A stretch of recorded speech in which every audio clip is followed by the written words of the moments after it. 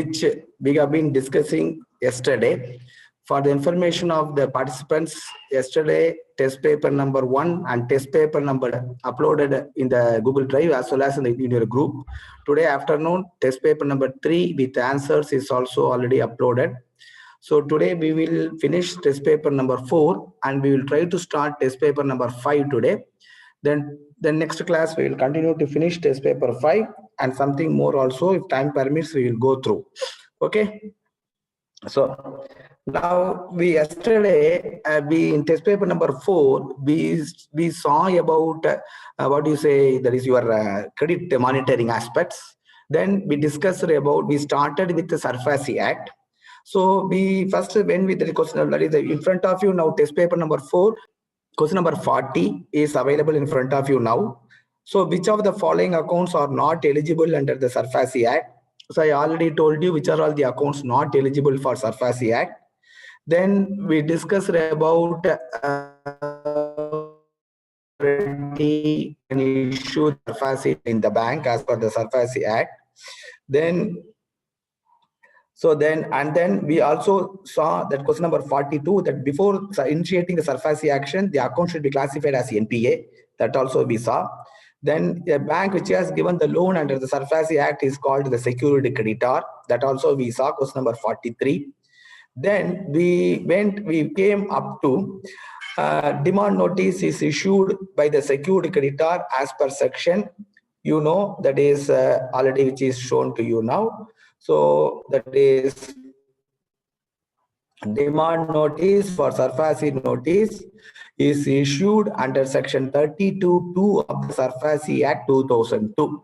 See, before initiating the SARFAESI action, the account should be recalled and it should be an NPA account.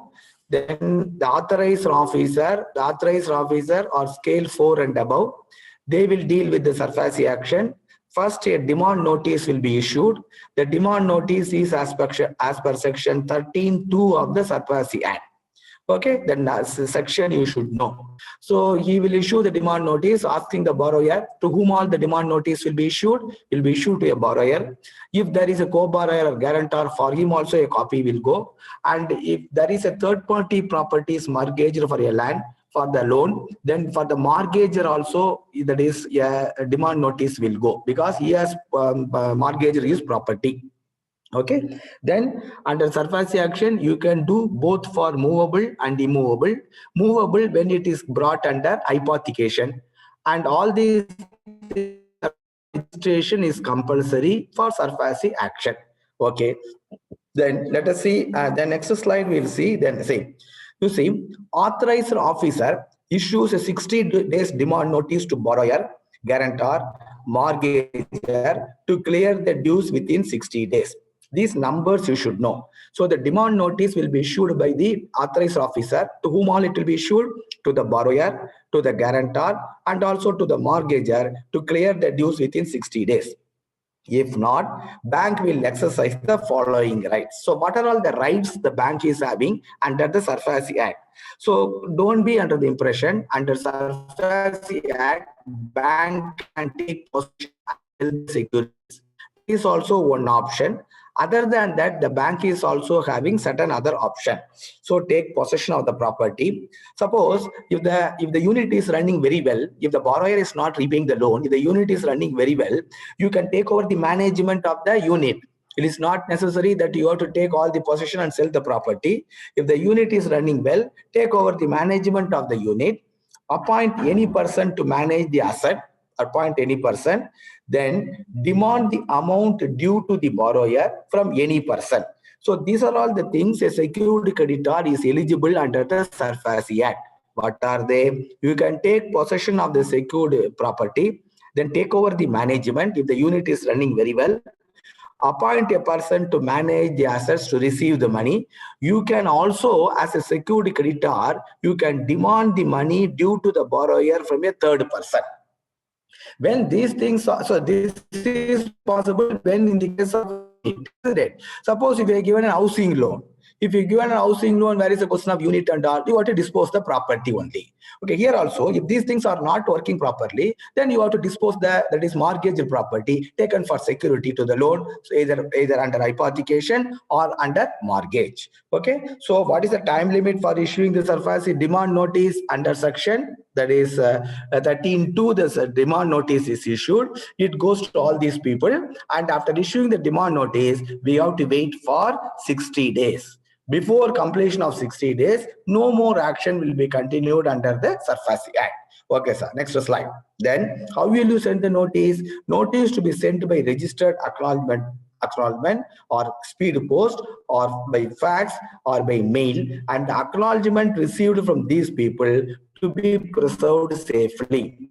If the acknowledgement has not come, from the people for whom you issued the SARFAESI notice, so you have to verify the acknowledgement, whether the acknowledgement signature tallies with the borrower or mortgager or the third party, guarantor, whomsoever it is. If the acknowledgement is not tallying signature, or if you have not received the acknowledgement, then you have to publish the demand notice in 2 leading newspapers.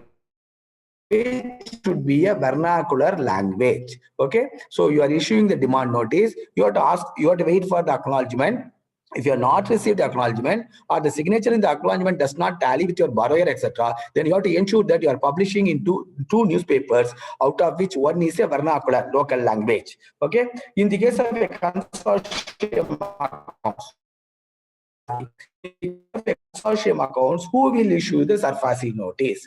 In the case of a consortium accounts, lead bank or other member bank can initiate the SARFAESI action, provided the banks representing 60% of the amount outstanding agree for the same. If 4 or 5 banks are there, if the liability for these 3, 4, 5 banks, so out of which 2, 3 banks is having a total share of 60%, those banks have to agree. So under consortium accounts, lead bank or other member bank can initiate the SARFAESI action, provided the banks representing 60% of the amount outstanding should agree for the SARFAESI action. Otherwise, we cannot go under SARFAESI. So this question they are asking.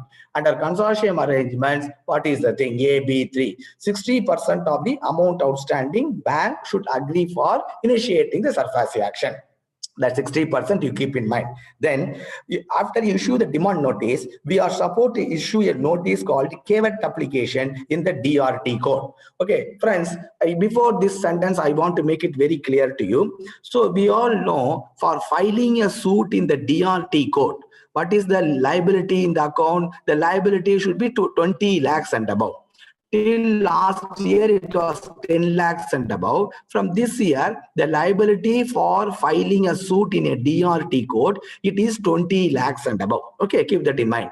But coming to SARFAESI, you know, under SARFAESI, even when the liability is above 1 lakh, you can go action under SARFAESI, isn't it? So suppose when you are issuing a notice under SARFAESI and further action is being taken, irrespective of the liability, the court to be approached is either by you or by the borrower is only a DRT code. Again, I repeat, normal suit filing, if the liability is 20 lakhs and above, with security or without security, the suit to be filed in the DRT court only. However, in the case of the SARFAESI action, irrespective of the liability, if there is a dispute, either the bank or the borrower has to approach only the DRT court. Liability is not the criteria under SARFAESI. Okay, sir. Then after you file the demand notice, so immediately you have to file a caveat application in the DRT court. What is that caveat application? Through your panel advocate, you have to send a notice to the DRT stating that we have issued the demand notice under section 13(2) of SARFAESI Act, again so and so. He may approach you for to request you to stop, issue an instruction to the bank to stop proceedings under the SARFAESI. Before acceding to the request of the borrower, you have to consult us also. That is called caveat application. So you you have to, immediately after issuing the SARFAESI, you have to file a caveat application in the respective DRT code, irrespective of the liability. Okay, suppose after you issued the demand notice, you have to wait for 60 days. I told you, no, in between, if you received anything, any letter from the borrower or from the mortgager or from the co-borrower or from the guarantor, after you issue the demand notice, if you receive anything from these people, within 15 days, you have to send a reply to them. Okay, all these things are to be signed by the authorized officer of the bank. Who is the authorized officer? Scale 4 and above. You should keep in mind. Compliance to be replied, not only compliance, anything. So that is issued by under the SARFAESI action, or any letter received by from the borrower during the 60 days time, or even after any period of time, it has to be replied within 15 days to be signed by the authorized officer. So issued the demand notice. So you waited for 60 days, you filed a caveat application also, and nothing has come from the borrower or mortgager or guarantor. Then you have to proceed for taking possession of the property. Okay, so after, last sentence, after 60 days, the possession of the property can be taken by the authorized officer immediately after 60 days is over. So this number 60 days, 60% of the amount in the case of a consortium, and then complaints to be replied within 15 days. So these things, number you should know, they will ask you in the exam. Then this slide is also very important. When you issued a SARFAESI notice, so borrower has to go to which court? Irrespective of the liability, the borrower has to approach only the DRT court. Only normal suit filing, it is 20 lakhs and above. In the case of a SARFAESI action, irrespective of the liability, the borrower or the bank has to approach only the DRT court. Okay, so within how many days the borrower, so you issued a SARFAESI notice, demand notice, isn't it? The borrower will approach whom? If he is not satisfied with your notice, he has to approach the DRT court. Within how many days he has to approach the DRT court? Borrower can approach the DRT court without depositing any amount within 45 days of the demand notice. You have issued the demand notice asking for 1 crore from the borrower. So the borrower wants to approach the DRT court. He will go and through his advocate, he will file a case in the DRT court against the bank, stating that the bank is not correct. At the time of filing an application with the DRT court, the borrower need not deposit any money. Okay, need not deposit any money. Then the DRT court will take up, see, because he has gone to the DRT court, it is not necessary you should stop the SARFAESI proceedings. You can continue. When you have to stop the SARFAESI proceeding, if you get an order from the DRT court instructing you to stop the SARFAESI proceeding, then only you have to stop. Till such time, you can continue with the SARFAESI action. Okay, so he will go to the DRT court. Within how many days he has to go? Within 45 days of receipt of the demand notice. So then how much money he has to deposit when he approaches? He need not deposit any money with the DRT. Suppose the DRT issues an order. Let us assume the DRT says Canara Bank is correct, you are wrong. So you please pay that 1 crore to Canara Bank. So when the DRT issues us an order favoring the bank, then the borrower, still he can approach another authority, the appellant authority, who is called Debt Recovery Appellant Authority, DRAT. DRT is Debt Recovery Tribunal. So Debt Recovery Appellant Authority. Okay. So Debt Recovery Appellant Tribunal, he will approach Debt Recovery Appellant Tribunal. Within how many days he has to approach? Within 30 days of the DRT order. So he will go and say, so I went for DRT court. The DRT court says Canara Bank is correct, I am wrong. I am not satisfied with the order of the DRT. So now I am approaching you to resolve the issue. Within how many days he has to go? Within 30 days of the order issued by the DRT, he has to approach DRAT, Debt Recovery Appellant Tribunal. Okay, he has to approach within 30 days. When when he approaches the DRAT, he has to deposit certain money in the name of Canara Bank. How much money he has to deposit? He has to deposit 50% amount demanded by Canara Bank or ordered by DRT, whichever is less. Suppose, whichever is more. So he has to deposit 50% of the amount. So Canara Bank has demanded 1 crore. So DRT says, yes, Canara Bank, you have to give 1 crore to Canara Bank. Then he has to deposit 50 lakhs when he approaches the debt recovery appellant tribunal. So again, friends, I'll repeat you. So whenever a SARFAESI action is taken, irrespective of the liability, the authority to approach is only the DRT code. Within how many days the borrower can approach the DRT code? Within 45 days of your demand notice. At that time, he need not deposit any money. So if he is not satisfied with the order given by the DRT, then he has to approach another authority called DRAT, Debt Recovery Appellant Tribunal. Within 45 days of the order of the DRT, he has to approach DRAT. When he approaches DRAT, he has to deposit at least 50% of the amount demanded by the bank or 50% of the amount ordered by DRT. Okay, he has to deposit that money. Then suppose if he says, sir, I do not have 50 lakhs, sir, then DRAT has the discretion to reduce the amount to 25%. Okay, he has to deposit 50%. DRAT can reduce it to 25%. Below 25%, his appeal will not be entertained in the DRAT code. This is the amendment came to the SARFAESI Act in the year 2016. Okay. So these points you should know. So within how many days he has to go to DRT? Within 45 days. Any amount he has to deposit? No. And within how many days he has to go to DRAT? Within 30 days of the order given by the DRT. How much money he has to deposit? 50% of the amount demanded. Suppose if he is not having that much, DRAT can reduce it to 25%. These numbers, please, you should keep in mind.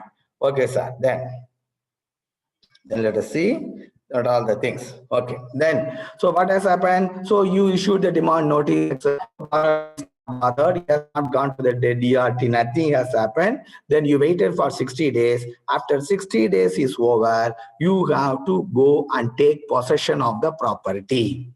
So the authorized officer will go and take possession of the property. There are two types of possession: symbolic possession and actual possession.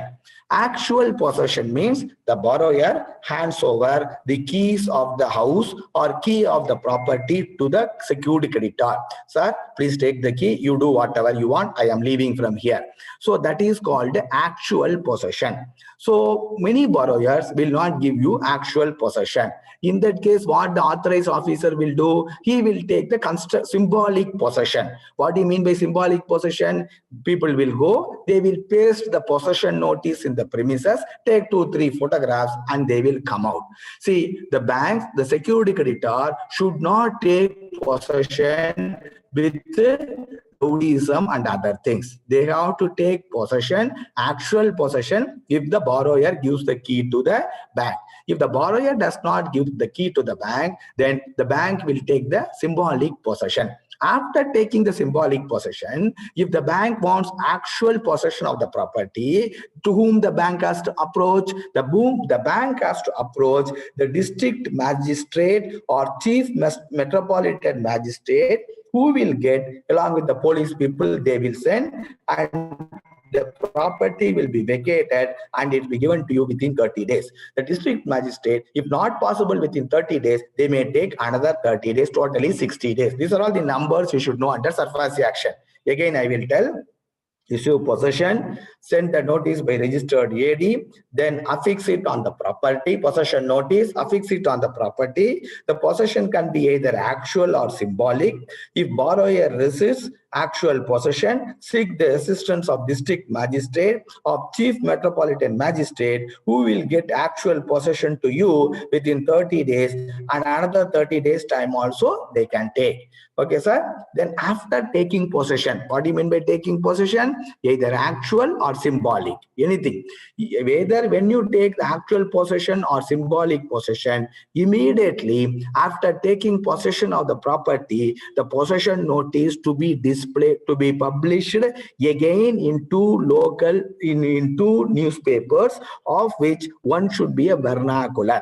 Within how many days of taking possession? Within 7 days of taking possession, it has to be published in the two local newspapers, of which one is the vernacular language. Friends, if you miss to publish the within 7 days, if the borrower objects to it in the DRT court, then the DRT will give you a stay order. You have to again start from day number 1. Okay, so you have to publish the possession notice after taking possession within 7 days in two newspapers, of which one is in the vernacular. Publish in two leading newspapers, one vernacular, within 7 days of taking possession. Okay, sir. Then after it is over, taking possession and all is over, we have to get the valuation of the property. Who has to value the property? Friends, normally the valuation in the bank will be done by the panel valuer. Here, besides the panel valuer, there are some valuers who are supposed to do the valuation. Certain valuers who are supposed to do the valuation for the SARFAESI property. They only can give the valuation report to you. They are called SARFAESI approved valuer. Okay, 1 minute. 1 minute. Okay, so they are called SARFAESI approved valuer. All panel valuers are not called SARFAESI approved valuers. Only certain valuers are called SARFAESI approved valuer because they have to pass certain exam and all, etc., etc. Your legal section will tell out of the panel valuers who are the SARFAESI approved valuer. You have to give the valuation of the property, ask them to do the valuation by the SARFAESI approved panel valuer only. Okay, here you see, if the property value is more than 5 crores, if the property value is more than 5 crores, then valuation to be obtained from two SARFAESI approved valuers. Again, I will go back to the first class where I told you, if the value of the property is 10 crores and above, then two valuation is required for sanctioning a loan. Again, you recollect. If the value of the property is 10 crores and above, two valuation is required for sanctioning a loan. Yesterday we saw one thing. If the valuation of the property is 5 crores and above, two LSRs are required, isn't it? Similarly here, in the case of SARFAESI action, if the value of the property is more than 5 crores, then we require valuation from two SARFAESI approved valuer. Whichever value is more, we will take that value. In the case of giving loan, whichever value is less, we will go based on that. Okay, because this when the valuation is given, you have to see which valuation is more. For that valuation only, bank has to suppose to fix the reserve price. Okay, then SARFAESI valuation, you have taken possession of the property, either actual possession or symbolic possession. Then you are published in the newspapers. One is the vernacular language. After taking possession, after doing the valuation, etc., you have to fix the reserve price through the regional office or circle office, depending upon the appropriate authority. So the reserve price should be got fixed from either through regional office or circle office. Okay, then reserve price has fixed. So taken possession, either symbolic or actual, don't worry. As long as there is no notice from the DRT court asking you to stop the SARFAESI proceeding, you can continue. Nothing wrong in that. You can continue. The borrower will come, the advocate will come. You don't worry about anything at all. If the borrower gives a letter in writing, give a reply within 15 days by the authorized officer. These are all things you should know. Okay, so everything is over. Then bank has to issue a notice called sale notice. Okay, issue 30-day sale notice to all the concerned through registered acknowledgement due. So you have to ask for the acknowledgement. So after issuing the sale notice, you have to paste the sale notice on the property. And you should also publish the sale notice within 2 leading dailies, out of which one is vernacular. Okay, so issue the sale notice now. So what you have done, you have first issued the demand notice, then you have taken possession, issued the possession notice in the newspaper within 7 days, either actual possession or symbolic possession. Then afterwards, you got the property valued by panel value or SARFAESI approved valuer. If it is 5 crores and above, then 2 SARFAESI approved valuer. Then get the reserve price fixed from RO or CO. Then the authorized officer will issue a notice called the sale notice. Okay, that is the time period for the from taking possession till issuing the sale notice. There is no time limit at all. Today you have taken sale possession, you publish the possession notice within 7 days. The moment you publish the possession notice within 7 days, the next day you can issue the sale notice. You need not wait. That is, after publishing the possession notice, you need not wait for 30 days. After issuing the sale notice, the bank has to, after issuing the sale notice, the bank has to wait for 30 days before disposing the property. Okay, issue 30 days sale notice. I already told you. Sale to be affected after completion of sale to be affected sale to be affected after completion of 30 days only after the sale notice. Okay, here this is one important last point. See, you issue the SARFAESI action. So suddenly one particular morning, the borrower comes with you with the whatever money you are asking. Sir, this is my ancestral property, sir. This is my ancestral property, my grandfather property. Please do not dispose. Whatever amount you want, you are telling, I will pay now. You please release the property to me. So the borrower has the right to redeem the property. Again, I repeat, the borrower has the right to redeem the property till the publication of the sale notice only.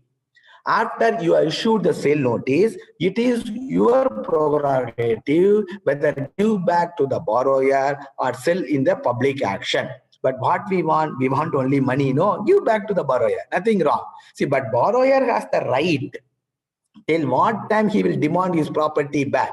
Borrower has the right to redeem the property. Right to redeem the property by the mortgagor is available till the publication of the sale notice only. Once you issue the sale notice, whether to give back to the borrower or somebody, it is your prerogative. But borrower's right to redeem the property is available to him till the publication of the sale notice only. These are all the points which I have taken from HO Circular 260/2020 loan recovery policy of the bank. Okay, then how will we sell the property? There are 3-4 options available for the bank to sell the property: inviting tenders, holding action, by private treaty. If it is a small stock, so by obtaining quotation, small items in the factory, old machinery, then by inviting tenders, you need not go for a very big public action, etc.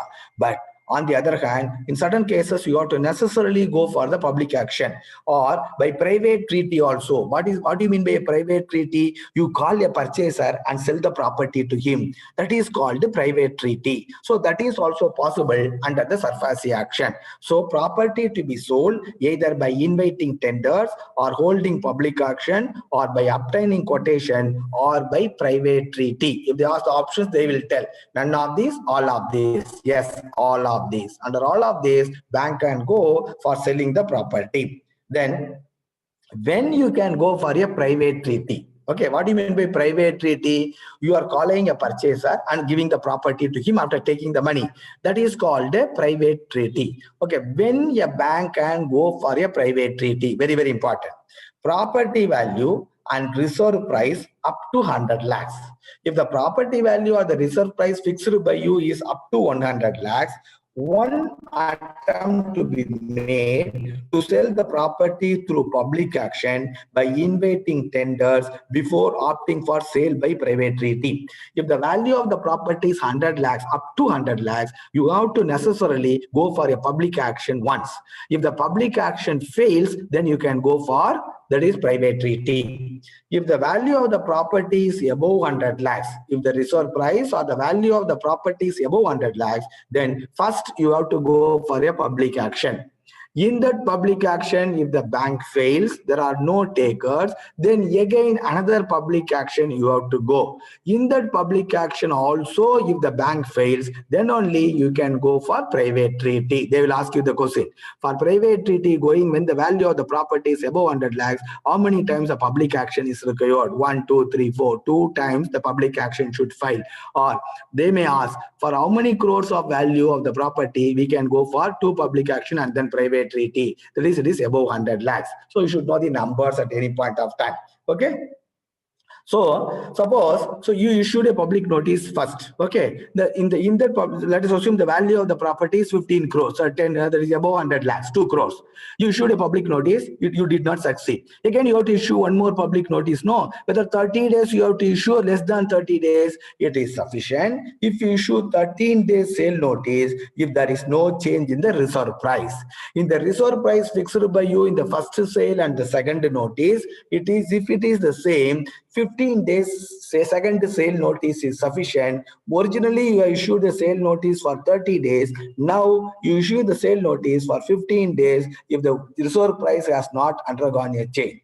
And then one more point, all actions, public actions, to be conducted online.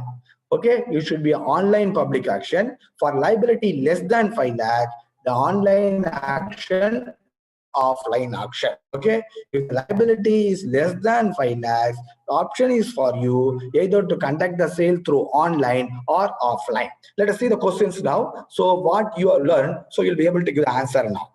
Quickly, we'll go through, friends. Okay, so we'll go through here. Who is that? These things are over yesterday. Question number 47, you see, friends, we are seeing test paper number 4 for clerical officer, January 2021. Question number 47. Within how many days the borrower has to approach DRT for your demand notice or possession notice under SARFAESI, and how much money he has to deposit? What I told you, within how many days he has to go? Within 45 days. How much he has to deposit? He need not deposit anything. Options are 30 days 100%, 45 days no deposit, 45 days 50%, 30 days 50%. So the answer for question number 47 is B. For the answer for question number 47 is B. That is 45 days he has to approach DRT within 45 days. At the time of approaching DRT, he need not deposit any money. Question number 47, answer is B. Question number 48. If the borrower is not satisfied with the order of the DRT court, he can approach DRAT. What is the DRAT? Debt Recovery Appellant Tribunal. Okay, he can approach DRAT within how many days and how much he has to deposit. He has to I already told you within how many days? Within 30 days of the DRT order, isn't it? Within 30 days by depositing how much amount? By depositing 50% of the amount demanded. So for question number 48, 30 days 100%, 45 days no deposit, 45 days 50%, 30 days 50%. So for question number 48, the answer is D, D for Delhi. Question number 48, answer is D. 30 days, DRT, he has to approach DRAT by depositing 50%. The DRAT can reduce it to 25%. So if he is not able to deposit 50%. Okay, sir. Then. So that is why we first saw the PowerPoint, isn't it? If you see only these questions, some of the possible questions which the examiner will give, you may miss. For example, how much DRAT can reduce it? Here the question is not there. In the PowerPoint, in the HO circular, it is there. That is why we saw first the PowerPoint synopsis from HO circular 260/2020. So for question number 48, answer is D. Question number 49. XYZ Bank has initiated SARFAESI action. Please read the question. XYZ Bank has initiated SARFAESI action against Mr. B, whose total dues as per the demand notice is 19,50,000. Okay. When the process of possession started, Mr. B has approached the DRT against the SARFAESI action of the bank. What is the minimum amount he would have deposited? He would have deposited by Mr. B before the DRT. So when he is going, he is supposed to go within 45 days. Let us assume he has gone within 45 days.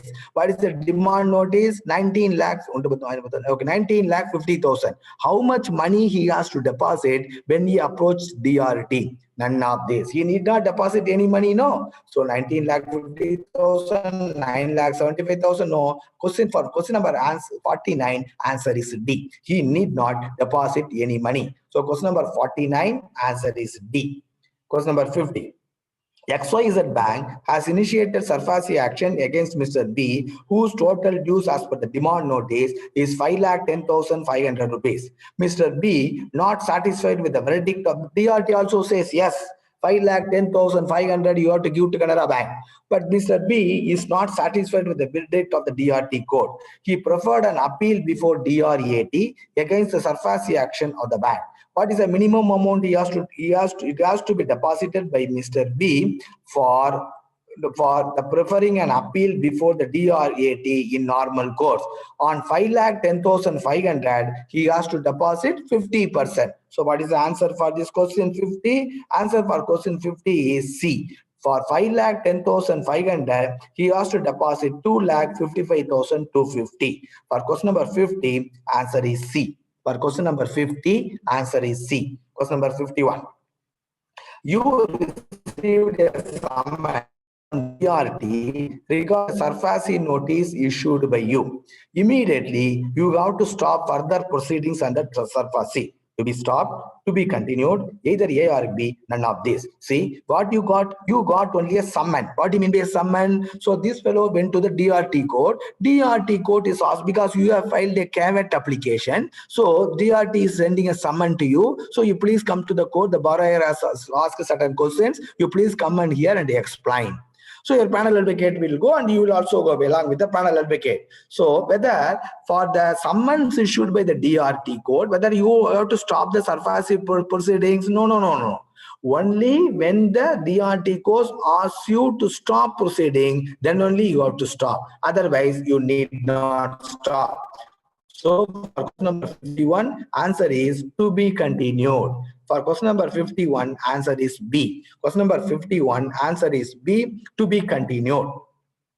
Question number 52. If the borrower raises certain objection or send a letter to the bank seeking time for payment for the demand notice, bank has to reply to him within how many days? First two slides we saw, no? Within 7 days, 21 days, 30 days, none of these. It is none of these because the correct answer is 15 days. So earlier it was 30 days. Now it is reduced to 15 days, 1-5. For question number 52, the answer is D, none of these. The correct answer is 15 days. If 15 days is the option is there, you have to tick 15 days. Okay, here for question number 52, the answer is D, none of these. Question number 53. As per the amendment to SARFAESI Act in 2016, borrower has to redeem the property till publication of. The borrower has the right to redeem the property till the publication of sale notice only. So for question number 53, answer is B. Till the publication of sale notice, borrower has the right to redeem the property. Okay, for question number 53, answer is B. These things I explained to you through the PowerPoint presentation. Question number 53, answer is B.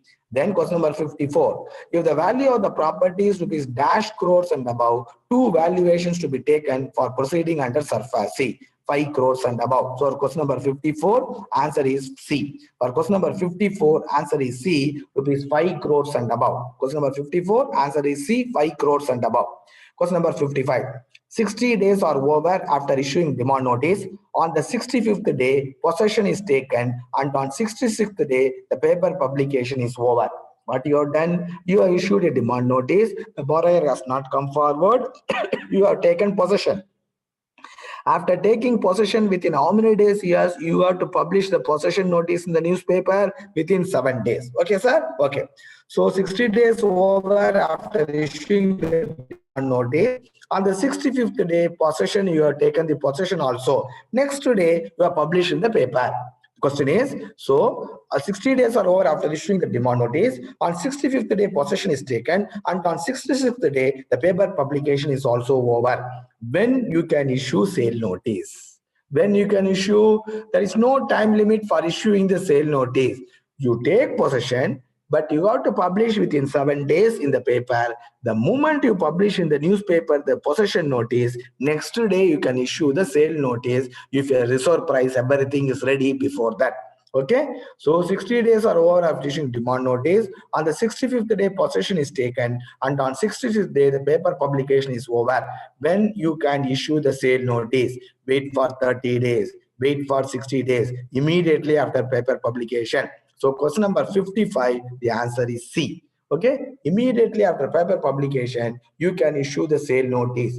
After issuing the sale notice, you have to wait for 30 days. After issuing the demand notice, you have to wait for 60 days. After issuing the sale notice, you have to wait for 30 days. Okay, question number 55, the answer is C. Immediately after paper publication. Question number 56. Sale of assets under SARFAESI can be confirmed. So let us see the PowerPoint. Up to this we have seen. Let us quickly go through the PowerPoint. Okay.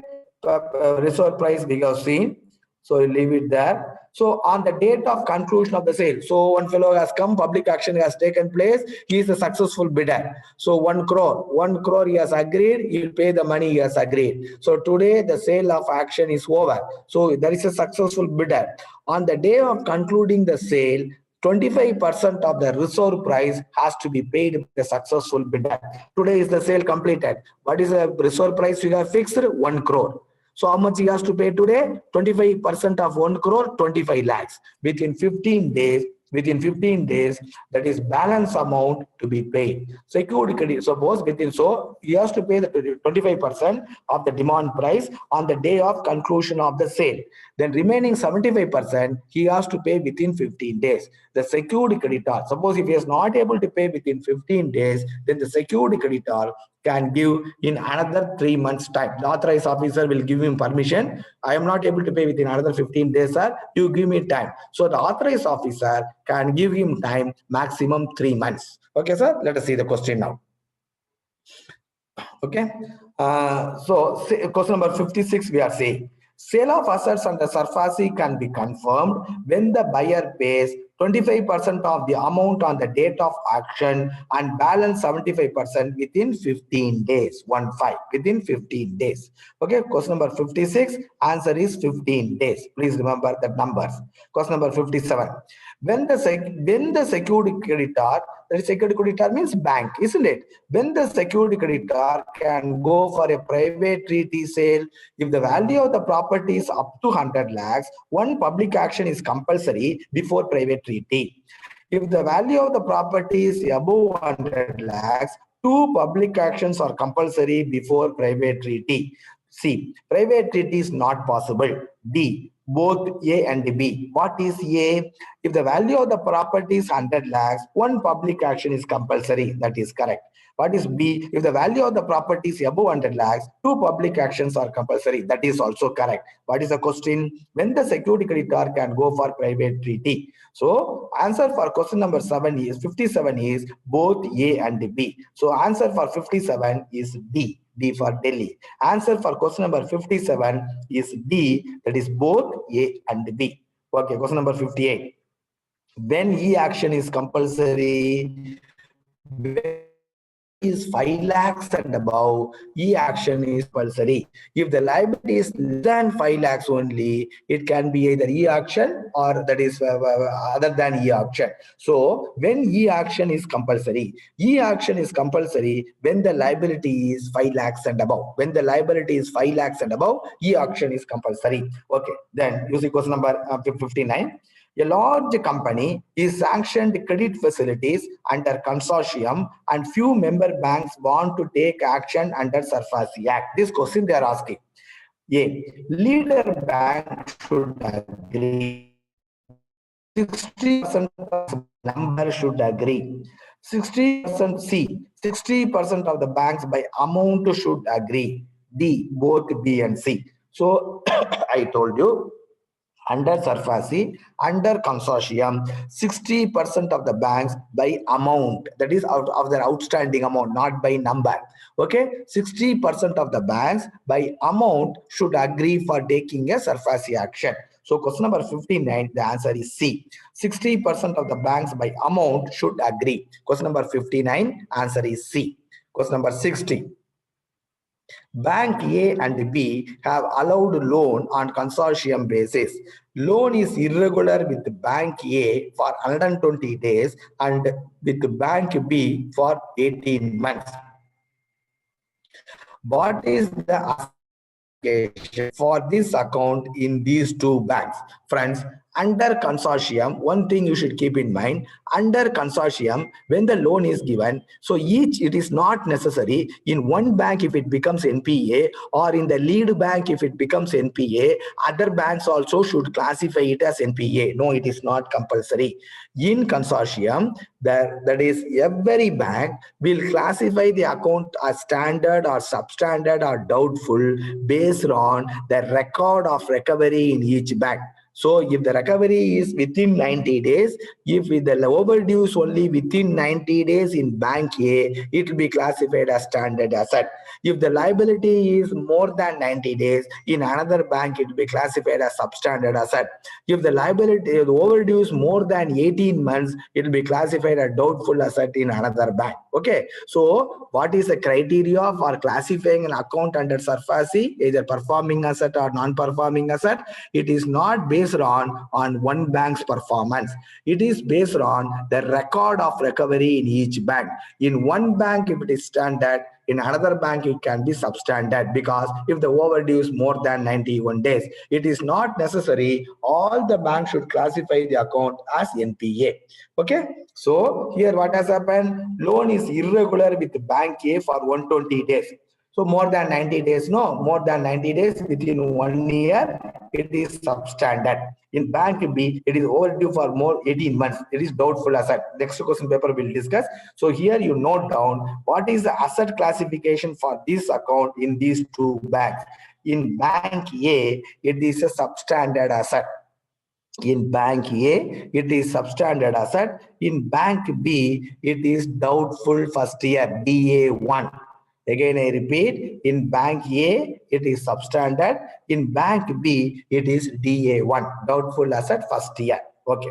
Then last question before we go to the next paper. I think 61 questions are only there. Okay, very good. Next paper is also very important. We are going to discuss the provision norm and calculations. Provision norm and calculations, how to calculate. When the liability is this much, what is the provision bank has to keep? Very, very important paper we'll be discussing. So last question we'll see here. Agricultural tractor loan is sanctioned against mortgage of agricultural land and hypothecation of the tractor. If the loan becomes NPA, bank cannot proceed under SARFAESI. Bank can proceed under SARFAESI, either A or B, none of these. What reply you will give, sir? 4 options are given to you. That is closest options, isn't it? More accurate option out of the options given, you have to choose. Agricultural tractor loan is sanctioned against mortgage of agricultural land and hypothecation of the tractor. See, when the account becomes NPA, what you cannot do, what you can do, you can go, that is, you cannot go under SARFAESI for the agricultural land. You cannot sell the agricultural land under SARFAESI and clear your loan. On the other hand, the tractor is under hypothecation. You would have registered under the Vahan portal. Am I correct, sir? Okay. Then for the vehicle, you can go under SARFAESI action. So don't be under the impression when you give a tractor loan by mortgaging the agricultural land, you cannot. Yes, you cannot go under SARFAESI against the mortgaged agricultural land, but you can go under SARFAESI against the tractor under the SARFAESI Act, provided you have registered the tractor under before the introduction of this work portal, had you registered under the CERSAI site? Okay, so what is the option? Bank cannot proceed. Bank can proceed under SARFAESI. After the options given, you have to choose answer 61. For question number 61, answer is B.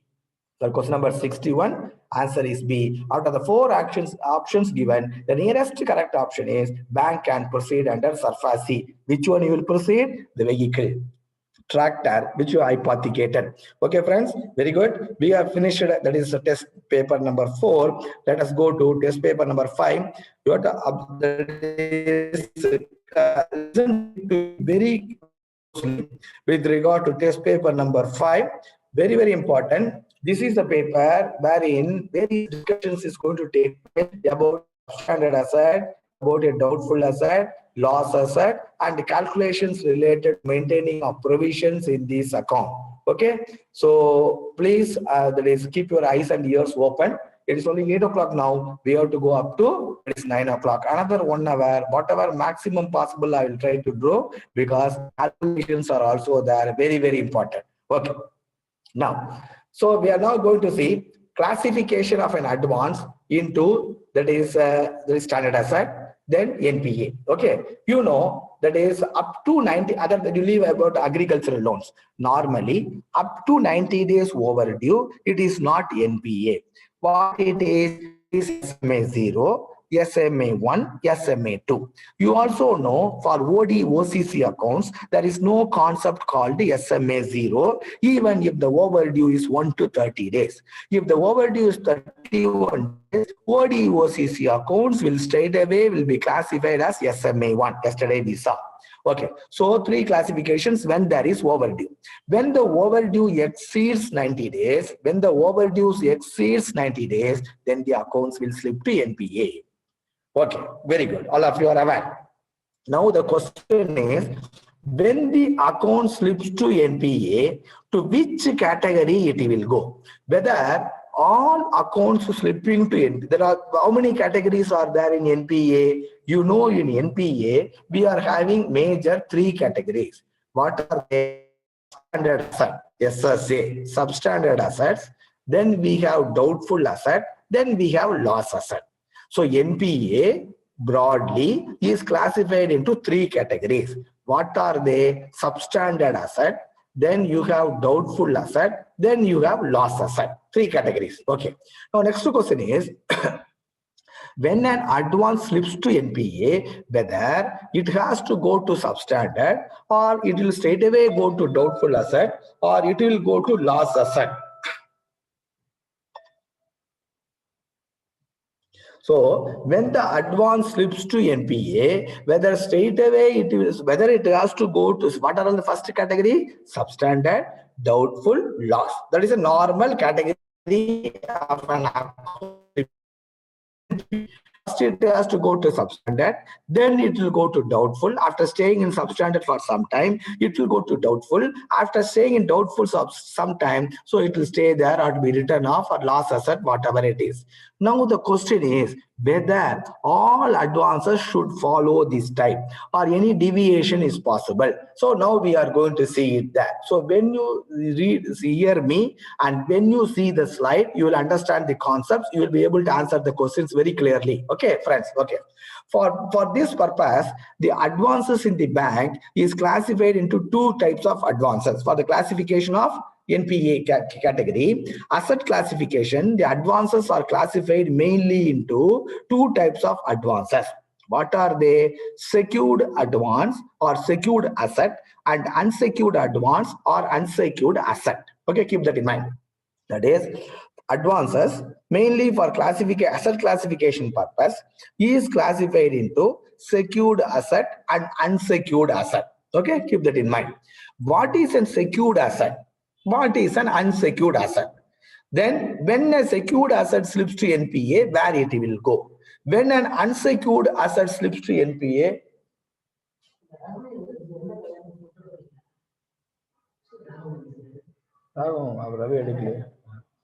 so when that is a secured asset slips to NPA, where it will go. When an unsecured account slips to NPA, where it will go, whether it will go to doubtful or asset less substandard, etc. We are going to discuss now. So what is a secured asset? A secured asset as a secured advance is one where the value of the security is more than 10% of the loan amount at the time of sanctioning the loan. See, don't be under the impression secured advance means, so if the loan is 100 lakhs, security also should be 100 lakhs for asset classification purpose. Again, I repeat, for asset classification purpose, keep that in mind that secured advance or secured asset means, well, that is, secured asset is one where the value of the security is more than 10% of the loan amount at the time of sanctioning the loan. When you are giving a loan, the security value is only 10% or more, security value is more than 10%. It need not be necessary, the security value may be 100%.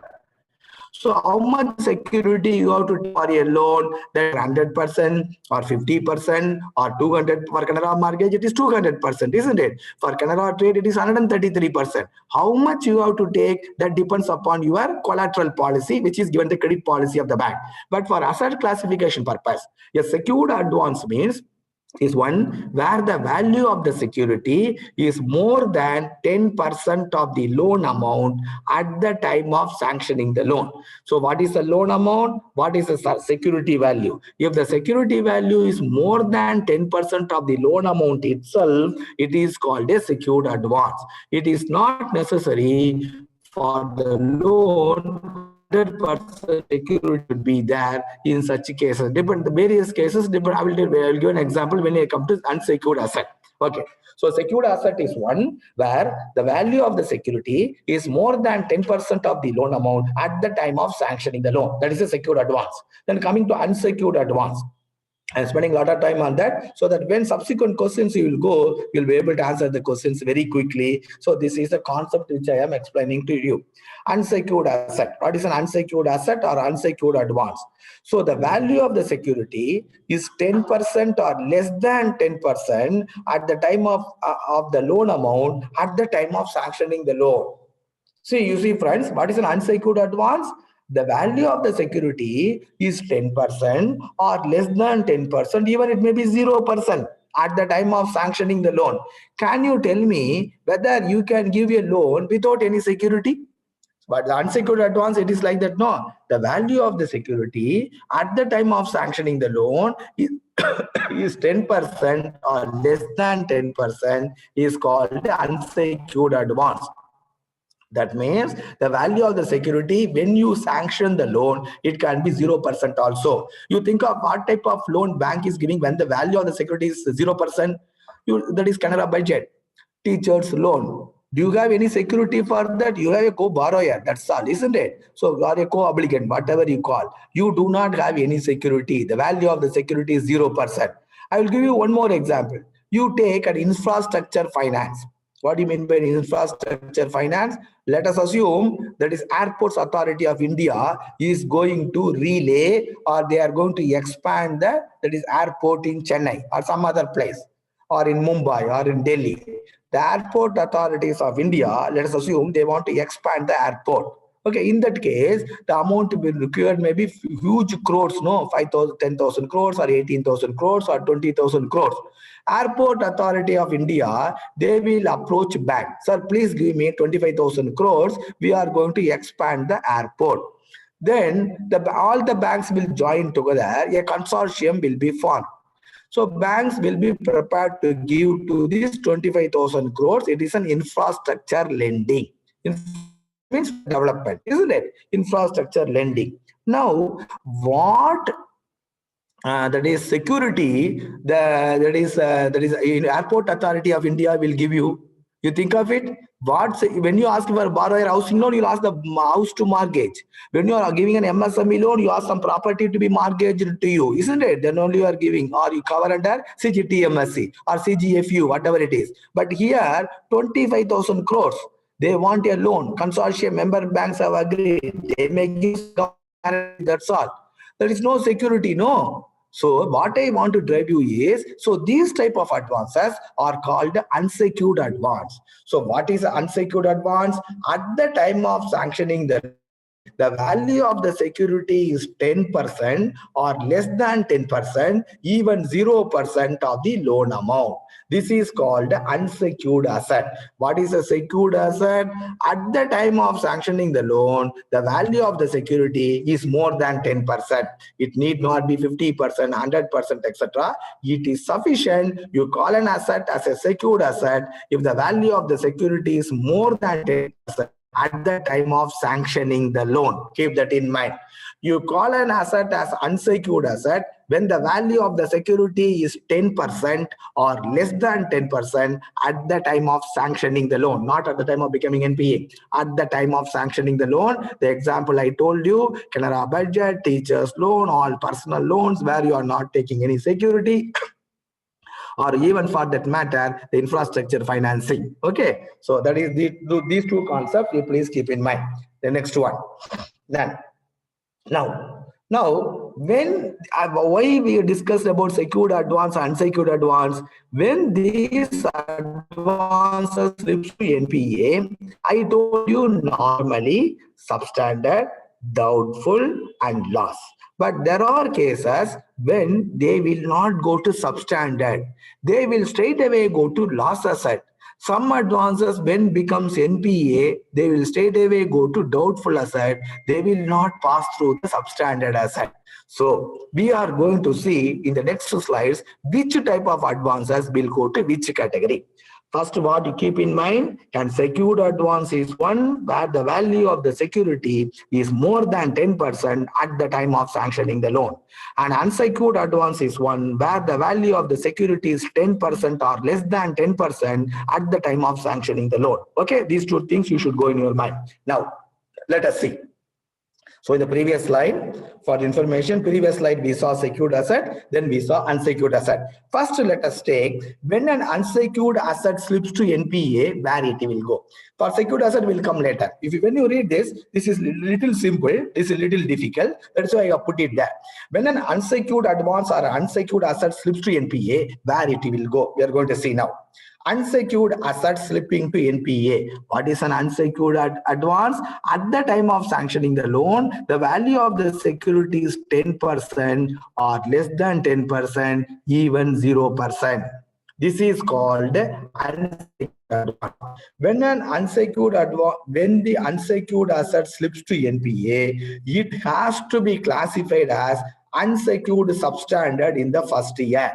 Again, I repeat, any unsecured advance. What is an unsecured advance? The value of the security is 10% or less than 10%, even 0% at the time of slipping to NPA. For example, a Canara Budget loan. When it slips to NPA, first year, you have to classify it as an unsecured substandard asset only. Okay, 10% or less than 10%. Canara Budget 0. There are some advances you can give by taking security up to 10% of the loan amount only. That is possible. So that depends upon the sanctioning authority. You can give certain loans by taking only 10% or 5%, 6% or 0%. 0% is an example of infrastructure loan, or 0% is an example of Canara Budget loan, teachers loan, etc. Suppose if you are given advance by taking 8% security of the loan amount. Okay, this is also an unsecured advance, isn't it? So all unsecured advance in the first year, whether 10% or less than 10%, securities at the time of sanctioning the loan, at the time of slipping to NPA, first year they'll be classified as unsecured substandard. Second year, where they will go? Second year, they will go either to doubtful or straight away to loss asset, depending upon the availability of the security. Again, I repeat, unsecured advance is one whose value of the security is 10% or less than 10% at the time of sanctioning the loan. These unsecured advances, first year, when they slip to NPA, they will be immediately classified as unsecured substandard. Though it has to be there in that unsecured substandard for a period of 12 months. So after 12 months is over, in the second year, whether they will go to DA or loss asset. whether they will go to DA or loss. So it depends upon any security is there or any security is not there. For example, Canara Budget, no security. So in the second year, Canara Budget will go straight away to loss asset. And that is similarly infrastructure finance. There is no security. In the second year, it will go to loss asset. But first year, all these secured, unsecured advances will go to unsecured substandard only. In the second year, if there is some security, so for the unsecured advance in the second year, because what is an unsecured advance? At the time of sanctioning the loan, the value of the security is 10% or less than 10%. So if you have taken a loan security of 8% and given a loan, in the second year, if there is some security on that loan, you can classify it as a doubtful asset. If there is no security, then in the second year, the loan will go to straight away to loss asset. It is not necessary. You should pass through doubtful, then loss asset. Keep that in mind, sir. So again, I repeat the slide. Unsecured assets slipping to NPA. When the unsecured asset slips to NPA, it will be classified as unsecured substandard in the first year. From the second year, it will be classified either as doubtful asset or loss asset depending upon the availability of the security. If there is zero security, then second year it will straight away go to loss asset. It will not pass through doubtful. If there is some security in that advance, then in the second year it will be classified as doubtful asset. Are you clear, sir? Unsecured advance slipping to NPA. Now we are going to see secured advance slipping to NPA. These are all the concepts you should keep in mind. Any question the examiner will ask. That is why I'm spending a lot of time, energy on that. I'm explaining to you. These are all the PowerPoints prepared by me on my own. Okay, good. Next. Secured asset slipping to NPA. What is the at time of sanctioning the loan? What is the value of the security? More than 10%. You are given a loan at the time of sanctioning the loan, the security is more than 10%. It may be 10%, 15%, 20%, 100%, 200%, 133%, anything you want. So at the time of sanctioning the loan, you are given a loan by taking more than 10% security, more than 10% of the loan amount as the security. These advances, when they are all called secured advance. When the secured advance slips to NPA, where they will go? That is a question. When the secured advance slips to NPA, where they will go? So first is normally secured asset when slips to NPA will pass through substandard, doubtful, then it will go to write-off or loss asset, whatever it is. Okay, normally secured asset when slips to NPA will pass through substandard, doubtful, and loss.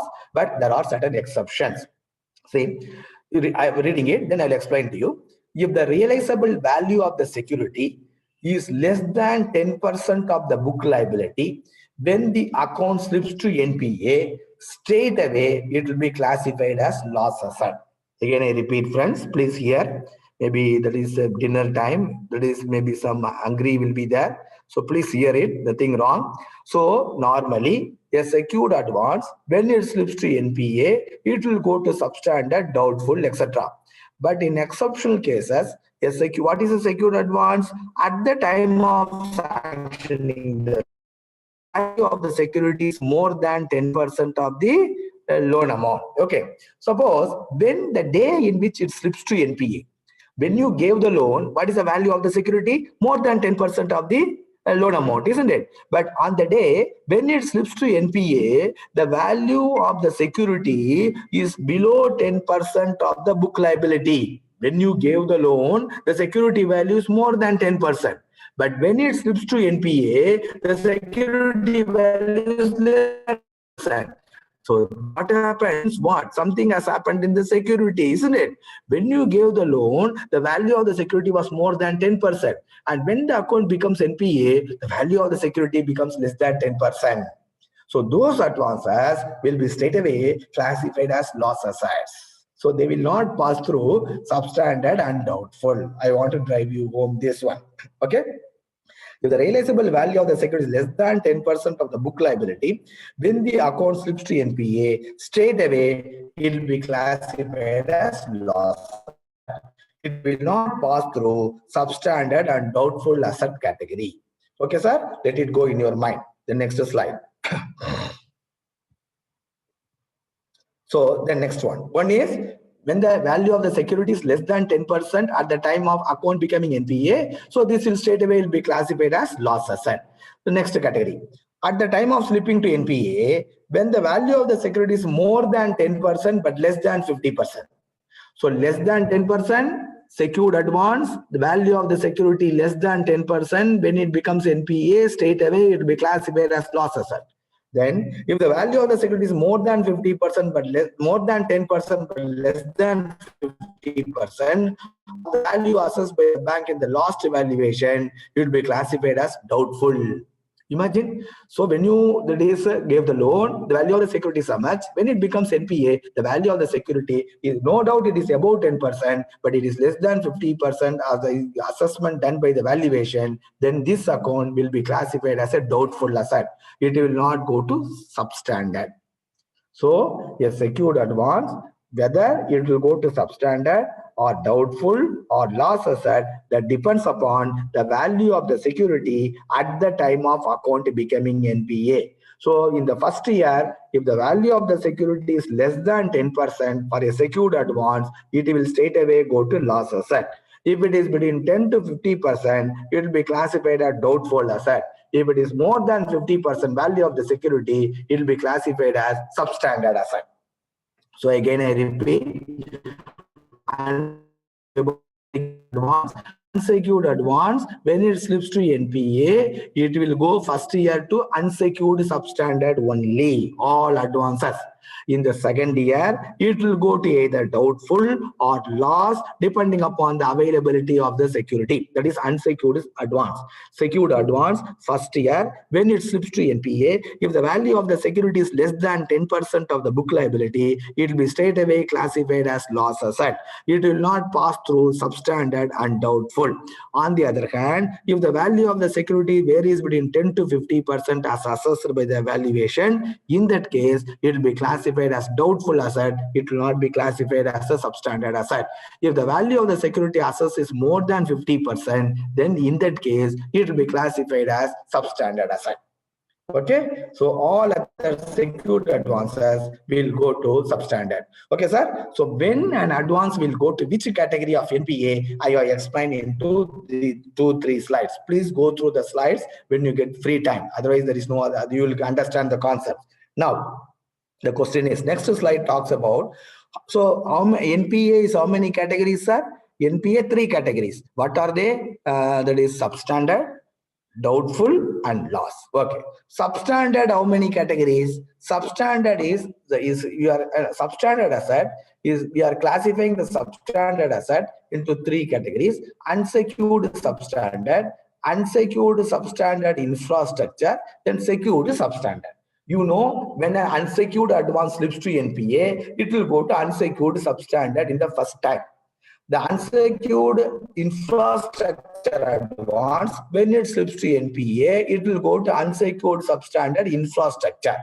A secured advance, when it slips to NPA, if the value of the security is more than 50%, it will go to secured substandard. So that means, that is, a substandard asset will be classified into 3 categories: unsecured substandard, unsecured substandard infrastructure, and secured substandard. These 3 categories you should know to arrive at the provision percentage. Okay, good. Then once you classify an account as substandard, either unsecured or unsecured infrastructure or secured substandard, once you classify the account as substandard asset based on the norms which I told you now, it will continue to be in the substandard if there are no recovery for a period of 12 months from the date of slipping to substandard. Again, I repeat, once you classify an account as substandard, when you will classify an account as substandard, depending upon secured and unsecured, depending upon the availability of the security. Once you classify the account as a substandard, either unsecured substandard infrastructure or secured substandard, it will remain in that category for a period of 12 months from the date of classifying the account as a substandard asset. Okay, so this you should keep in your mind. Good, sir. Then, so doubtful asset. So there are in doubtful asset, how many categories are there? In doubtful also, we have 3 categories. Okay, as we are talking about normally the classification given by Reserve Bank of India guidelines. Okay, so doubtful asset is classified into 3 categories. What are they? So doubtful DA1, then DA more than 1 up to 3. Okay, so DA more than 1 up to 3 means what? DA2 and DA3. So, but RBI has given the classification. They are not given DA2, DA3, etc. They told DA1, DA more than 1 up to 3, and DA more than 3. 3 classification. Doubtful assets are classified into doubtful asset first year, doubtful asset more than 1 year up to 3 years, and doubtful more than 3 years. You know, substandard asset, when it slips to NPA, it will be classified into, that is substandard, etc., etc. If it is classified as substandard, it will be there for 12 months. After 12 months, you first classified is where substandard. After 12 months, it was to go to some other category. Straight away it may go to loss or it may go to doubtful. Suppose if you are classified in advance as DA1, if you are classified in advance or doubtful first year, it will remain in this category for 12 months from the date of classifying as DA1. Okay, substandard, it will remain in the substandard from the date of classifying as substandard for a period of 12 months. Similarly, a doubtful asset first year will remain in this category for a period of 12 months from the date of you classifying it as DA1. Then DA more than 1 up to 3, 2 years. So an asset, when you classify it DA more than 1 up to 3, it will remain in that category for a period of 24 months. DA2, DA1 up to 3, that means DA2 and DA3. DA2 12 months, DA3 12 months, 24 months. Normally, the classification is like this only. That is why I put here 24 months. Then, once you classify an account as DA more than 3, DA more than 3, once you classify an account as DA more than 3, it will remain in that category for an uncertain period. Whether you recover or you write off, whatever till you do, either you recover and close the account or you write off that account. Once you classify the account DA more than 3, it will remain in that category for an uncertain period. Don't be under the impression in DA more than 3, it will remain for 12 months, then it will go to loss asset. No such classification. Okay, so DA more than 3, once you classify, it will remain there for an uncertain period. Till what period? Till either you recover and close the account or till you write off that account by keeping provision, it will remain in that category DA more than 3. So it will remain for uncertain period till the bank writes off or recover. Okay, sir, because for DA more than 3, the provision bank has to keep 100% on the book liability. You know, Vijay Mallaya, isn't it? The account has become NPA. So paper and all that, bank has written off, bank has written off. Bank has written off means what? These advances and all still it is there. Provision bank has kept for more than DA more than 300%, but the bank has not written off. It is all technical write-offs. Okay, still the liability is there. Don't be carried away by the word banks have written off 10,000 crores, 25,000 crores. But securities and all still there. Since you are keeping as provision, you are not written it off. It is with you only in the books. Since you are kept 100% provision, people are telling the banks have written it off. No, it is not so. Okay, sir. Substandard asset, how many years it will remain in substandard asset category? For 12 months. Doubtful asset first year, it will remain there for 12 months. DA more than 1 up to 3, it will remain in that category for 24 months. DA more than 3 will remain in this category for an uncertain period.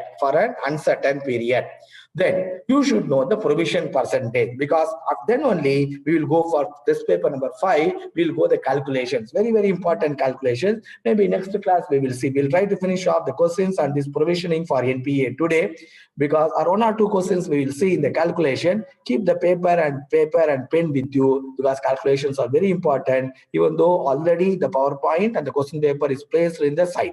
Okay. How much provision you will keep? You know, substandard asset is classified into 3 categories: substandard and secure. substandard unsecured, the provision banks have to keep is 25% of the book liability. Since there is no space, I typed LIB. Substandard is classified into how many categories? Substandard unsecured, substandard unsecured infrastructure, secured substandard. Then they will be classified like that. I already explained the first slides, 2-3 slides. Okay. Now we have come to the provisioning part. If the account is classified as a substandard unsecured, required for a substandard unsecured advance, it is 25% of the book liability. Okay, then when an advance is classified as substandard unsecured infrastructure, then the provision required for this account is 20% of the book liability. Suppose if the advance is classified as a substandard secured substandard, then the provision is only. So whatever may be the value of the security will not be taken into account. Whether the security is there or not, it will not be taken account. So for Canara budget, there is no security, no problem. For example, some advance, that is, security may be less than 10%. So once you classify an advance as a substandard, 3 categories. For the 3 categories, provision is different. 25% for the unsecured substandard, then 20% for the unsecured substandard infrastructure, then 15% for the secured substandard on the book liability, irrespective of availability of the security or not. 25% of the book liability. Keep that in mind. Then, once you classify the account as a doubtful asset first year, once you classify an account as a doubtful asset first year, what is the provision bank has to keep? The provision is deficit plus 25% of the secured portion. Again, I repeat, DA1, doubtful asset first year. Suppose by statutory law, you have classified an account as per the definitions given. You have classified the account as DA1, doubtful first year. What is the provision you will keep for the doubtful first year asset? So you have to keep the provision deficit plus 25% of the secured portion. What is deficient? I'll give an example. Let us assume the liability in the account is 100 lakhs. The liability in the account is 100 lakhs. Let us assume this account is having a security of 40 lakhs. What is the liability in the account? DA1, 100 lakhs. What is the security? Security has come down. Now what is the security now as on day? It is having only a 40 lakhs. Okay, security value, liability minus security value is called the deficit. So what is the book liability? 100 lakhs. What is the security you are having? 40 lakhs. What is the asset classification? DA1. So what is the deficit? Liability minus security value. 100 minus 40, 60. 60 is the deficit. Plus, what is the security you are having? 40 lakhs. So 25% on the 40 lakhs. How much it comes? 25% on 40 comes to 10 lakhs. So what is the total provision bank has to keep for a liability of 100 lakhs? DA1 when the security is 40 lakhs. Deficit is 60 lakhs. That is 100 minus 40. 60 lakhs is the deficit plus 25% on the security. Security is 40 lakhs. 25% on the 40 lakhs comes to 10 lakhs. So the provision you will keep for this account is 60 plus 10, 70 lakhs. So liability is 100 lakhs. You have kept a provision of 70 lakhs for DA1 deficit plus 25% of the secured portion. Okay, sir? You should know this. Then DA more than 1 up to 3 years. So you know DA2, DA3. So if you have classified the account as DA more than 1 up to 3, what provision you will keep for this account? Deficit plus 40% on the secured portion. The same account you take. 100 lakhs is the liability. 60 lakhs, let us assume, 40 lakhs. 100 lakhs is the liability. 40 lakhs is the security. What is the deficit? 60 lakhs. Then 40% on the secured portion. 40% of 40 lakhs, 10 lakhs. Isn't it? 16 lakhs. 40% of the 40 lakhs works out to 16 lakhs. So 60 plus 16, 76 lakhs. So again, I repeat, Deficient plus 25% means sigma liability minus the security value. So you will take the deficient. Then on the security value, you will keep 25%. Then both put together is the provision for DA1. Here, in the case of a substandard, they're only on the book liability. Even if there is a security, you should not subtract the security at all. On the book liability, you have to keep 25%, 20%, and 15% for DA1. So you take the deficient. Then on the security, you keep 25%. DA more than 1 up to 3. You take the deficient plus 40% on the secured portion. So both put together, you have to keep the provision for the DA more than 1 up to 3. Then DA more than 3. If the asset is classified as DA more than 3, even if there is a security, there is a collateral security. Even if there is a collateral security, once you classify the account DA more than 3, Reserve Bank says you keep 100% provision on the book liability. Same example. Here, what I told you, first example, DA1, 100 lakhs is the liability, 40 lakhs is the security. What provision you have kept? 60 plus 10, 70 lakhs. The second case, 100 lakhs is the liability, 40 lakhs is the security. How much provision you have kept? 76 lakhs. When the same advance, when it is classified DA more than 3, even though there is a security of 40 lakhs, you have to ignore the security. Your liability is 100 lakhs, you have to keep a provision of 100 lakhs. Why, sir? Why it is? Even though there is a security, you cannot reduce the provisioning. 100% on the liability you have to keep. This is because so substandard 12 months it has kept. DA1 it has been under 12 months. DA more than 1 up to 3 you have kept another 24 months. After becoming NPA 48 months we are not able to do anything on that account. So Reserve Bank says when you are not able to do anything on that account for 48 months, you have to keep that account, classify the account as DA more than 3, and you have to keep 100% provision. Once you keep 100% provision, it is left to the banks either write it off or recover. So it will remain in that category. If you write off or recover till such time, it will be classified as DA more than 3. RBI does not bother about it because you have already kept 100% provision on that account. Any recovery on that will be added back to your income. That is why bank is telling go in for recovery of DA3 and DA4 accounts, etc. Okay, keep that in mind. Okay, so DA more than 3, 100% provision on the book liability. Suppose in the case of DA more than 3, if there is some government guarantees available, to that extent provision need not be kept. So keep that in mind. When there's problems, when the sums we are going to explain, at that time I will tell you. DA more than 3, normally the provision is 100% on the book liability, like your as that is substandard assets. If DA more than 3, if there is some government guarantees available, to that extent provisions need not be kept.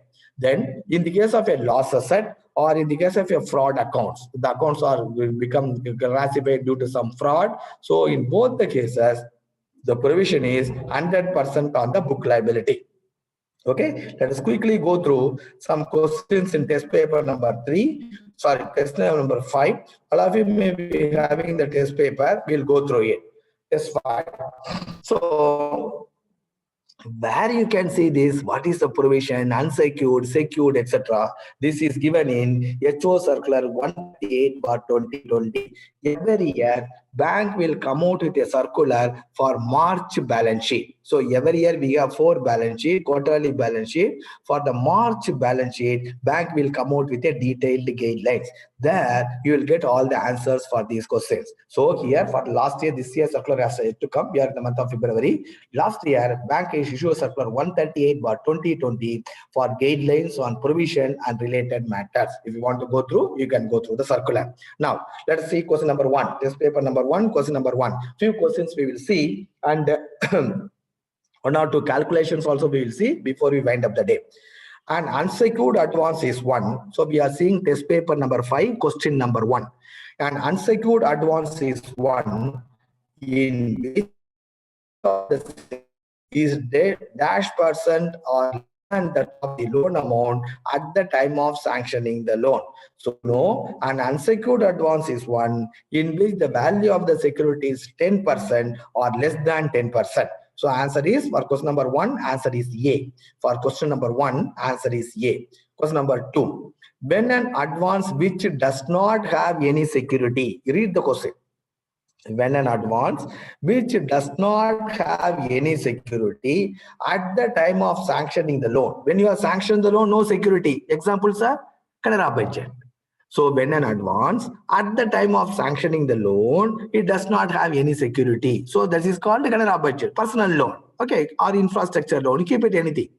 When an advance which does not have any security at the time of sanctioning of the loan, if it slips to NPA in the first year, see, there is no security at all. There is no security. In spite of that, when it slips to NPA, you will be classifying it as substandard asset. You will not classify straight away as loss asset. So what I am telling, Canara budget, no security at all. But when it slips to NPA, still you will classify as an unsecured substandard. Why, sir? How? Sir, you are telling there is no security, it should be DA3 and all. How you are classifying state substandard? Because you have taken a decision at the time of sanctioning the loan itself, bank has taken a decision, the value of the security is 10% or less than 10%. All those types of advances, bank has taken a conscious decision to give those types of loans.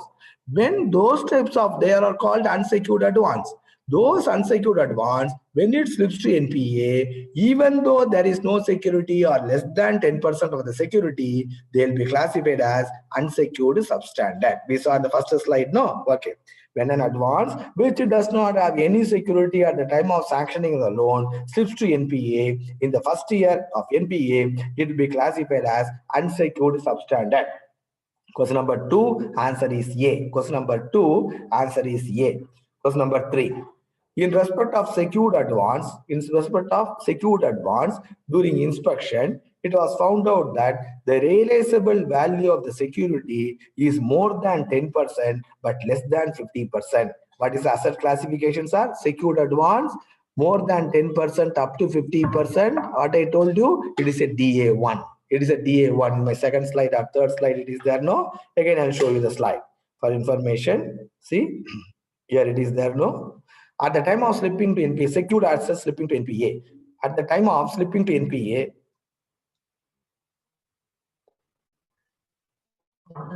when the realizable value of the security is more than 10% but less than 50% of the value assessed by the bank in the last valuation, it will be straight away classified as doubtful asset. That is the question here now. See, question number 3, in respect of a secured advance, during inspection, it was found out that the realizable value of the security is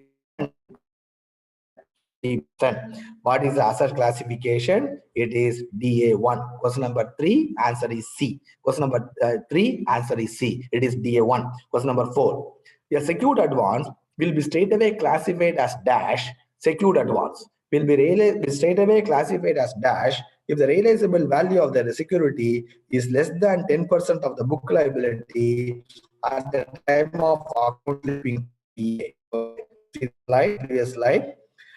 Secured advance, if the exceptional case, if the realizable value of the security is less than 10% of the book liability, when the account slips to NPA, straight away it will be classified as loss asset. So that is the question now.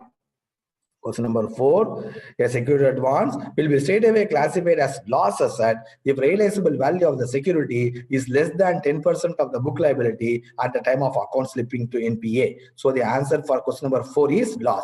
See, when an unsecured advance slips to NPA, even when there is no security, it will be classified as substandard. Isn't it? Unsecured substandard. But when an secured advance slips to NPA, so at the time of slipping to NPA, when there is no security or if the value of the security is less than 10%, it will not be classified as secured substandard. It will be classified as loss asset. Why, sir? Because at the time of sanctioning the loan, the value of the security was more than 10%, isn't it? So when the value of the security, when it becomes NPA, when it becomes less than 10% or 0%, it will be classified as straight away as loss asset. That is the difference between unsecured advance and secured advance. Okay, friends. So for question number 4, the answer is B. Question number 4, the answer is B. Substandard assets how many categories? Three. Substandard assets are classified into three categories. Question number 5, answer is A. Question number 5, answer is A.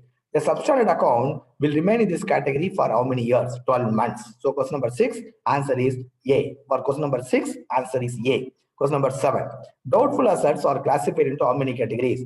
DA1, DA more than 1 up to DA1, DA more than 1 up to 3, then DA more than 3. A doubtful asset will be classified into three categories. Question number 7, the answer is A. Question number 7, the answer is A. Then question number 8. A doubtful account more than 3 years, DA more than 3 will remain in this category for how many years? For an uncertain period. DA more than 3, I told you, it will be there till either you recover or till you write off. So a doubtful account more than 3 years will remain in this category how many years? It will remain in this category for an uncertain period. Question number 8, answer is D. Then question number 9, which is not relevant with regard to provision for substandard asset, which is not relevant. What I told you with regard to provision for substandard asset, either 25% or 20% or 15%, it should be kept on the book liability, whether there is security or not. Okay, now let us see the question. Which is not, we are saying question number 9, which is not relevant with regard to provision for substandard asset. Secured substandard 15%. Correct, sir. The question is which is not relevant. Secured substandard 15%, that is relevant. Unsecured substandard infrastructure 20%, that is also correct. If you see the slide, you will get. Unsecured substandard others 25%, that is also correct. So A, B, C correct. The question is which is not relevant.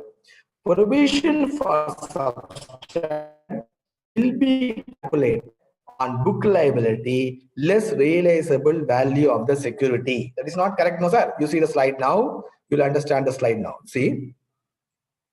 You see. Provision for substandard unsecured 25% on the book liability, substandard unsecured infrastructure 20% of the book liability, substandard secured 50% on the book liability. Whatever may be the security, you should not subtract. That is the question from here now. So you see the question now. So which is not relevant with regard to provision of substandard. Question number 9. Secured substandard 15%. Correct. Unsecured substandard infrastructure 20% correct. Unsecured substandard others 25% correct. Provision for substandard will be calculated on book liability less realizable value of the security. That is not relevant. So for question number 9, the answer you have to take the exam D. Question number 9, answer is D. For question number 10, you see the question. So question number 10, you please go through. Loan of rupees 25 lakhs given to an infrastructure company has become substandard. Loan of rupees 25 lakhs given to an infrastructure company has become substandard. There is no tangible security except guarantee of the promoters. It is of no use, guarantee of the promoters. The liability at the time of becoming NPA is 20 lakhs. The amount of provision for such a substandard loan shall be. So when that is infrastructure loan, when there is no security at the time of sanctioning the loan, when it becomes NPA, first year it will be classified as what, sir? Unsecured substandard infrastructure, isn't it? But I told you the unsecured advance, when there is either 10% or less than 10%, at the time of sanctioning the loan, when it becomes NPA, first year it will be classified as unsecured substandard. This is unsecured substandard infrastructure. So what is the provision of unsecured substandard infrastructure? 20% on the book liability. So what is the book liability when the account becomes NPA? 20 lakhs. So what is the percentage? 20%. So 20% of 20 lakhs. So for this account, the provision you have to keep 4 lakhs. So for unsecured substandard, infrastructure, the provision is 20% on the book liability. So the book liability is on the date of becoming NPA, the liability is 20 lakhs. On that 20 lakhs, you have to keep a provision of 20%, which works out to 4 lakhs. For question number 10, the answer is D. Question number 10, the answer is D. Now, another 2 questions or 3 questions we'll see and we'll wind up. Please go through these things over the night. Tomorrow we're going to continue. If we come afresh tomorrow, again we'll be drawing a blank because another 10 questions are the calculation portion. So please go through the questions and the slides over the night. Okay. So question number 11. An OCC account has started showing overdue on 26th February 2016. If the overdues are not recovered for balance of 10 lakhs, what is the asset classification of this account as on 31st March 2017 and what will be the provision on 31st March 2017 if the value of the security is 7 lakhs? Answers: unsecured substandard 2.50 lakhs, secured substandard 4 lakhs, secured substandard 1.50 lakhs, none of these. PPT is PowerPoint presentation. So in the PowerPoint, I will be explaining it. So what has happened? An OCC account has started showing overdue on 22nd February. First day of overdue on 22nd February 2016. If the overdues are not recovered, when it will become NPA, sir? You take 3 months, 90 days. You don't calculate number of days pakka. You just take 3 months for calculation purpose. So OCC account started showing overdue on 22nd February. That means 1 day overdue started in that account on 22nd February. When it will become NPA? On March, April, May. On 22nd May 2016, the account will become NPA. Okay, and OCC account or any account other than the agriculture advance, because agriculture advance 2 crop season, 3 crop seasons and all is there. So an OCC account has started showing overdue on 22nd February. If the overdue continues, when it will slip to NPA? It will slip to NPA in a period of 3 months. That is on 22nd May 2017. Okay, first point. What they are asking, the overdue are not recovered for balance. What is the liability? 10 lakh liability. What is the asset classification for this account on March 31st, 2017? They're asking what is the asset classification for this account on March 31st, 2017 and what provision you will keep. I will show the PowerPoint. You will be able to, that is, once you go through it, question number 11. See, first overdue on 22/2/2016. So the account will become NPA on 22/5/2016. Keep that in mind. 3 months, 90 days, 3 months you take.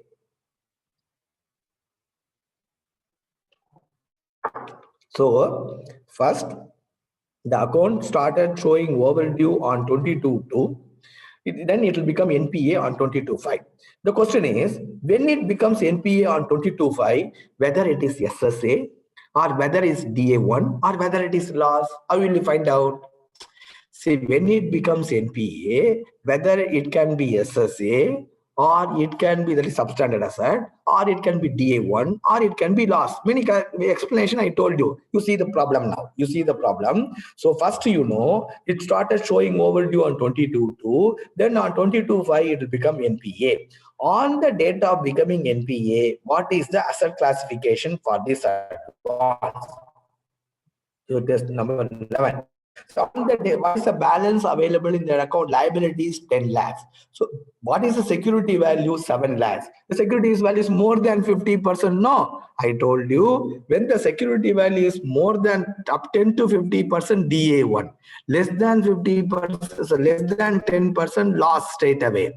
So if the security value is more than 50%, then you classify it as what? So secured is substandard, isn't it? So you see the, now you see the PowerPoint presentation, you'll understand. The account started showing overdue on 22/2. So within 3 months, it will become NPA. On the date of becoming NPA, on 22/5, you will classify as secured substandard because the security value is 7 lakhs, liability is 10 lakhs, which is more than 50%. All those accounts, when it slips to NPA, you have to classify it as secured substandard. So on 22/5 is the date of NPA, you have classified the account as secured substandard. Classified as substandard, how many months it will stay in substandard?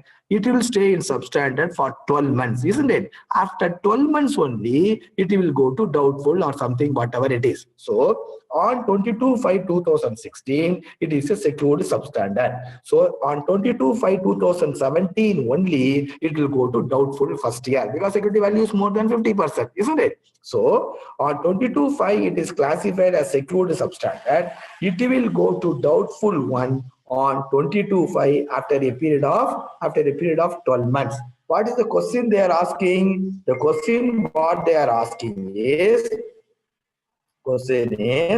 so what is the asset classification of this account as on 31st March 2017, and what will be the provision on 31st March 2017? Again, you see the PowerPoint presentation. So what you are supposed to do in the exam, you have to first write what is the asset classification.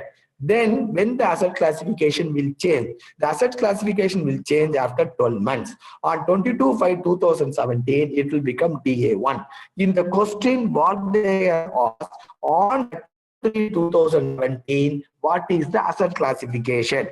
The first asset classification is SSA secured. It will continue to be SSA secured up before till 22/5. After 22/5 only, it will be classified as DA1, 22/5/2017. So the date in between they asked in the question paper, I have written in a different color.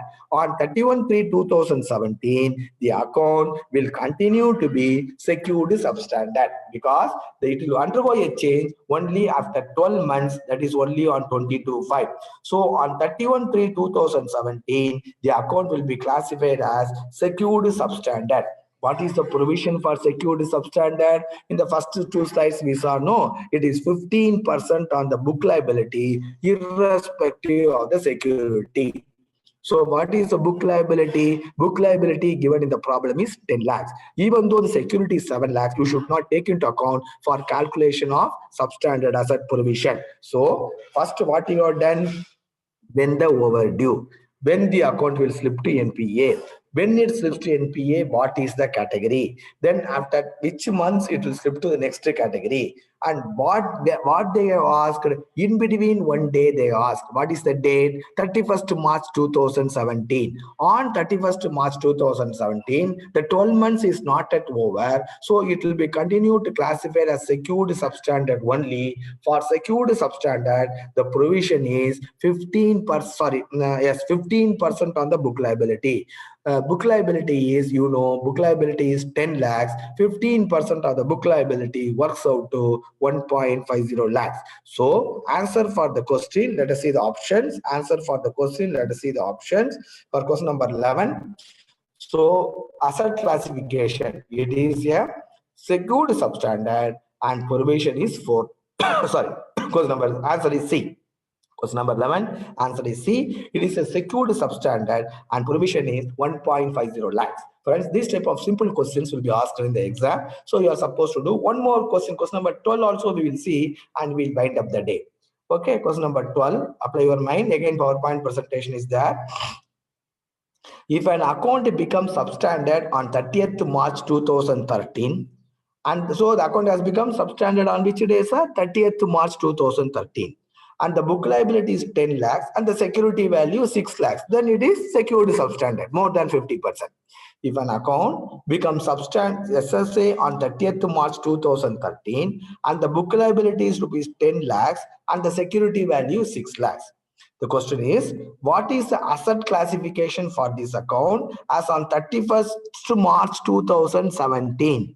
And the provision required for this account on 31st March 2017.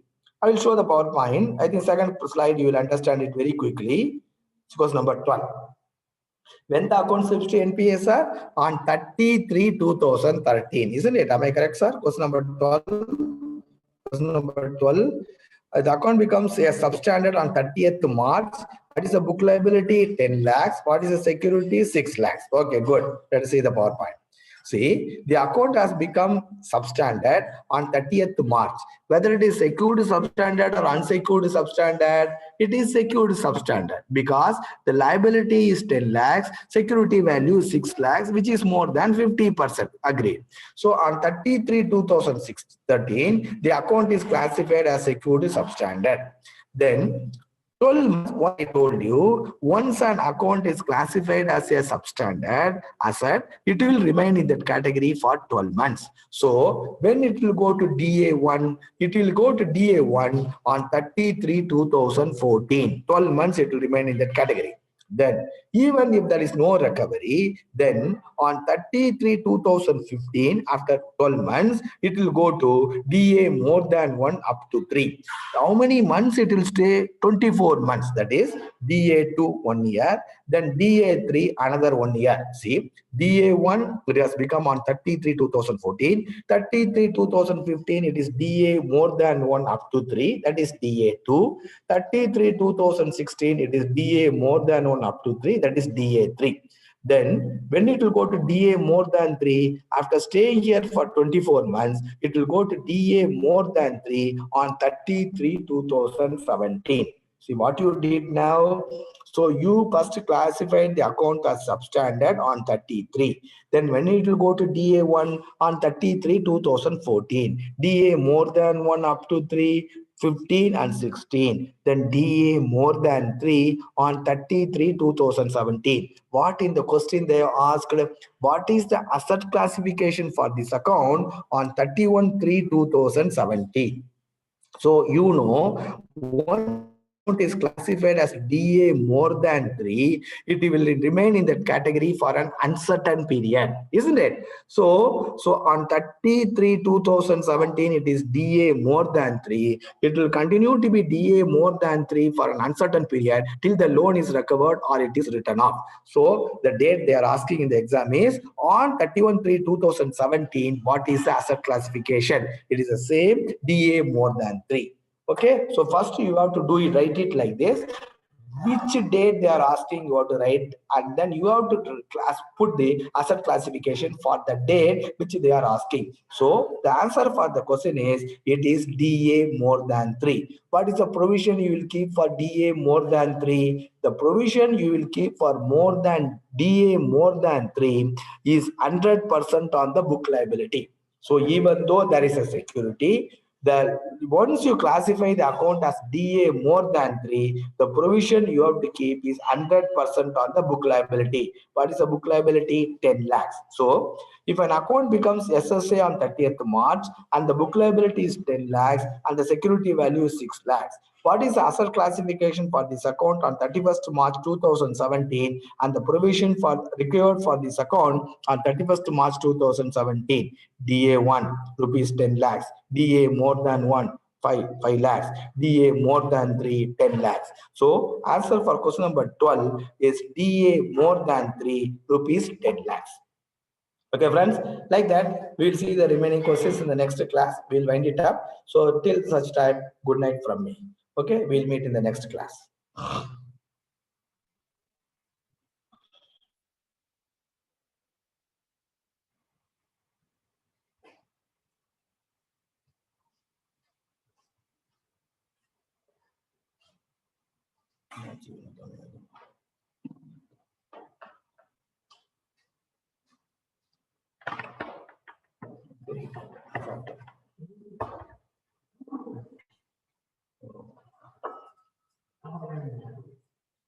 నాకు 3 తిను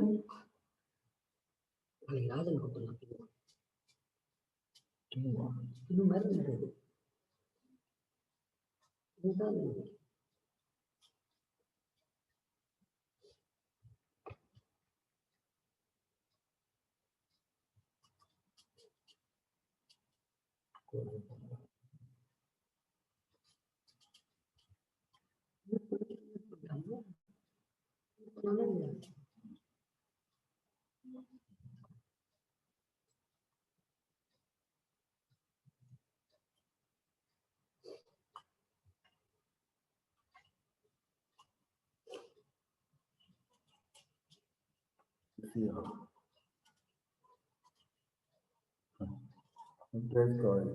வெளியே நம்ம close பண்ணிடலாம்.